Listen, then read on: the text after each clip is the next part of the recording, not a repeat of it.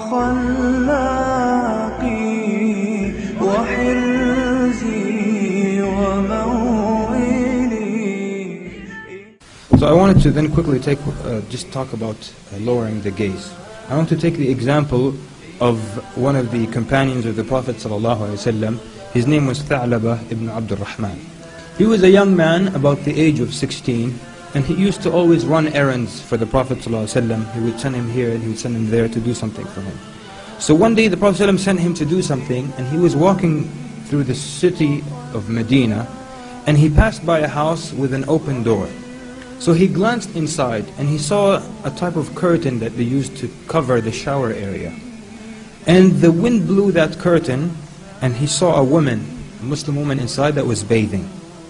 And it's as if he glanced for too long, or he looked for a bit too long until he saw something, and then he came to his senses. So he was overtaken by an extreme feeling of guilt and hypocrisy. And he said to himself, A'udhu Billah, the Prophet, how can I be of the companions of the Prophet ﷺ, and one who is close to him, who runs his errands, and be so horrible as to disrespect the people's privacy? So then he says, I disrespect the awrah of the Muslims. Wallahi, Allah is going to send ayat and reveal and mention me with the hypocrites. So he feared to return to the Prophet ﷺ, who would tell him that he is a hypocrite. So he ran away out of fear. He ran away. So the Prophet ﷺ waited for him for hours, and he waited from one prayer to the next, and then he started to ask about him as the days went by. And then the Prophet ﷺ would ask, have you seen Tha'laba? And then days passed, so he sent Umar ibn al-Khattab and Salman al-Farisi to go look for him in the streets of Medina. So they came back, they said, O Prophet of Allah, we searched for him in the roads, the markets and the meadows, and we couldn't find him. Perhaps he'll come back. So the Prophet ﷺ waited.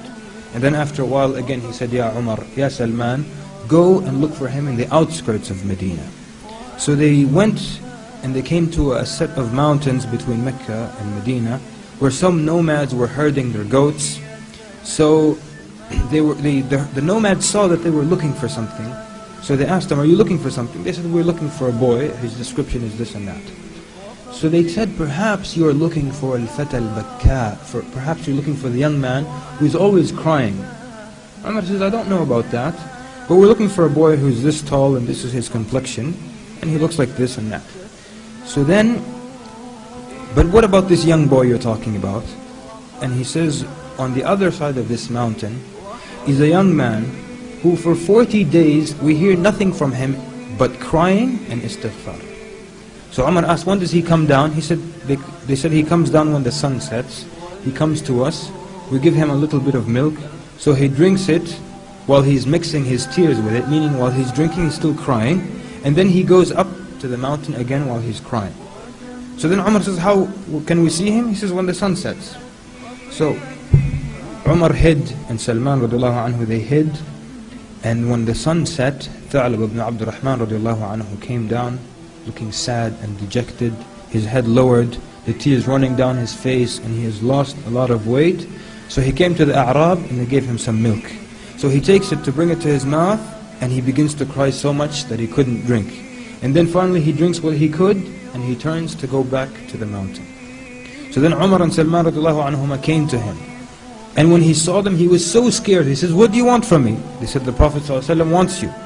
He says, what does he want from me? He said, I don't know. He says, did Allah reveal ayat about me? They said, we don't know. Has Allah mentioned me with the hypocrites? He said, we don't know. He says, people, please do not embarrass me and leave me to die alone on the side of this mountain. So they said, Wallahi, we won't leave you. So he struggled, but they took him back to Medina. And they took him to his home, and he was crying harder than ever. So then Umar went and told the Prophet ﷺ, we found Tha'laba ibn Abdul Rahman. He said, where did you find him? He said, we found him on the side of a mountain. And he's at home now, you can visit him if you like. So the Prophet ﷺ went and entered upon him. And when he saw the Prophet ﷺ, he was so scared and he screamed out, Ya Rasulullah, Anzal Allahu fiyya ayat. Has Allah revealed ayat about me? The Prophet ﷺ said, Kalla. He said, no. Has Allah mentioned me with the hypocrites? The Prophet ﷺ said, no. So then he cried, and he increased in crying, and the Prophet ﷺ sat near him, and he took his head and he put it on his blessed thigh, ﷺ. So then Tha'laba cried and he said, O Prophet of Allah, remove a head that is full of sins and transgression from your thigh. I am lesser and not deserving. And the Prophet ﷺ said, no. So then the Prophet ﷺ asked him, he said, Ya Tha'laba, ma tarju ya Tha'laba, what do you wish for? And he said, I wish for the mercy of Allah subhanahu wa ta'ala. And he asked him, then what are you afraid of? He says, I am afraid of the punishment of Allah. And he says, وَمَاذَا تَتَمَنَّى, and what do you hope, what do you wish for? He says, أَتَمَنَّى, that I wish for the forgiveness of Allah Azza wa Jal. So the Prophet ﷺ then made dua for him while he's crying, saying, Astaghfir li ya Rasulullah, ask forgiveness for me, O Prophet of Allah. Suddenly, Tha'laba radiallahu anhu, he jolted, he shook. So the Prophet ﷺ, he says to the Prophet ﷺ, I feel as though ants are walking between my flesh and my bones, like something is walking between my flesh and bones. So the Prophet ﷺ said, أَوَتَجِدُ ذَلِكَ يَا ثَعْلَبَ, do you feel that? He said, yes. He says, that is death. It is coming to you.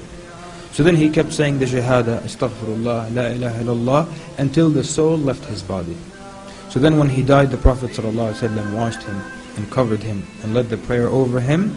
And while they were carrying him to the cemetery, the Prophet ﷺ was walking behind his body, but he was walking on the tip of his toes, as if it were very, very crowded. So then Umar says to him, Ya Rasulullah, tamshi ala atrafi qadamayk, وَالنَّاسُ قَدْ أَوْسَعُوا لَكَ.